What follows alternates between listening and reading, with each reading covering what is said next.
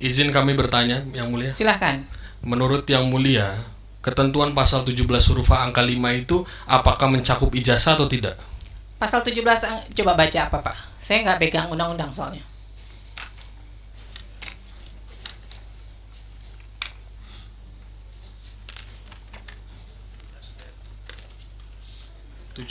Huruf H angka 5. Baik, izin membacakan Yang Mulia. Di dalam pasal 17, setiap badan publik wajib membuka akses bagi setiap pemohon informasi publik untuk mendapatkan informasi publik kecuali H. Informasi publik yang apabila dibuka dan diberikan kepada pemohon informasi publik dapat mengungkap rahasia pribadi, yaitu angka 5-nya, catatan yang menyangkut pribadi seseorang berkaitan dengan kegiatan satuan pendidikan formal dan satuan pendidikan non-formal.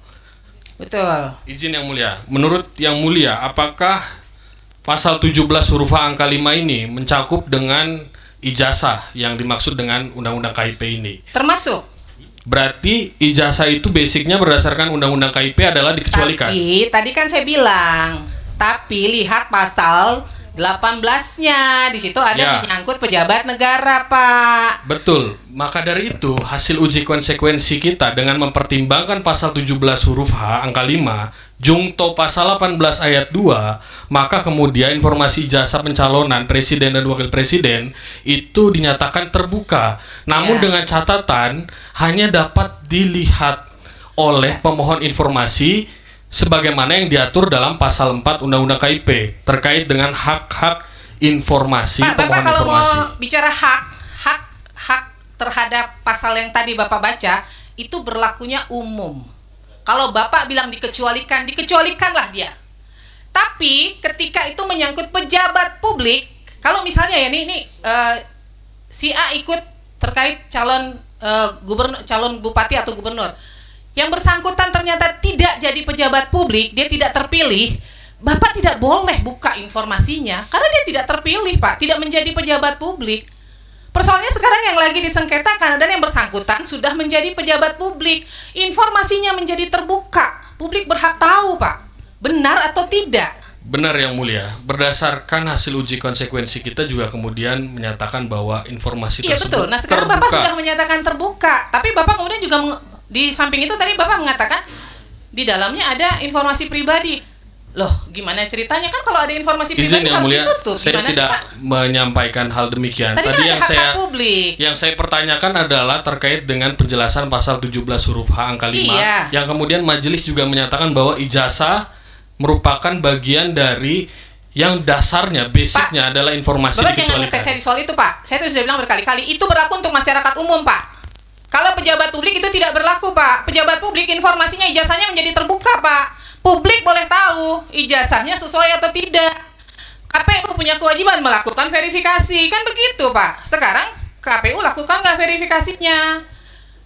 Bapak jangan ngetes saya terkait itu berlaku untuk masyarakat, Pak. Benar. Karena ada poin di pasal 18 Undang-Undang tidak berlaku itu untuk pejabat publik, ada pengecualian. Sekarang yang bersangkutan pejabat negara atau tidak? Izin Yang Mulia yang gitu kita hormati. Jadi yang tadi kita sampaikan bahwa basicnya sebagaimana memperhatikan pasal 17 huruf angka 5 bahwa ijazah adalah salah satu dokumen yang dikecualikan. Namun pengecualian atas pengecualian itu kemudian diberlakukan karena ada pengaturan pasal 18 ayat 2, maka kemudian keputusan KPU menghasilkan bahwa ijazah pencalonan presiden terbuka dengan mendasari pasal 18 ayat 2, namun hanya dapat disampaikan kepada pemohon informasi dengan cara melihat atau mengetahui.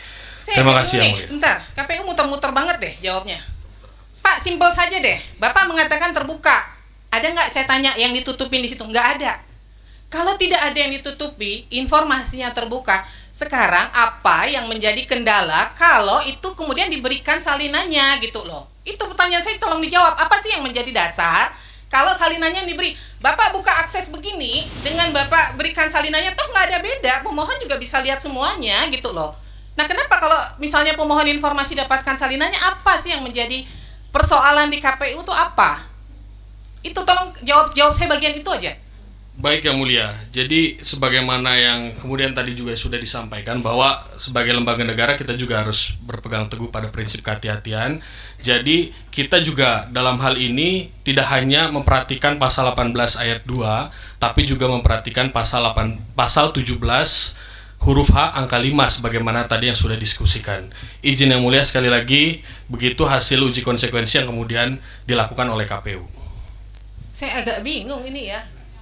Terus terang, saya 12 tahun di KI, baru kali ini saya membingungkan sekali dengan sidang ini. Ya, uji konsekuensi itu tidak berlaku lagi Pak, karena Bapak sudah menyatakan terbuka.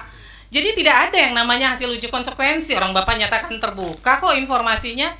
Uji konsekuensi itu hanya berlaku untuk informasi yang Bapak kecualikan. Nih kalau dalam ijazah, ternyata di situ ada tanggal lahir yang Bapak nyatakan dikecualikan. Oke, Bapak lakukan uji konsekuensi bahwa di dalam ijazah yang menyangkut tanggal lahir adalah informasi yang dikecualikan. Itulah yang tertuang di dalam uji konsekuensi. Tapi kalau Bapak tadi sudah menyatakan semuanya terbuka, nggak ada yang namanya uji konsekuensi Pak. Maka informasi 1, 2, 3, 4 itu wajib ada di dalam daftar informasi publik DIP, menjadi informasi terbuka. Yang namanya informasi terbuka, Bapak Ibu tidak bisa menerapkan prinsip kehati-hatian karena dia terbuka Pak, berarti publik bisa mengakses. Nggak ada prinsip kehati-hatian di dalam informasi terbuka, apalagi yang mau dihati-hatikan, terbuka kok. Gitu loh, saya bingung nih.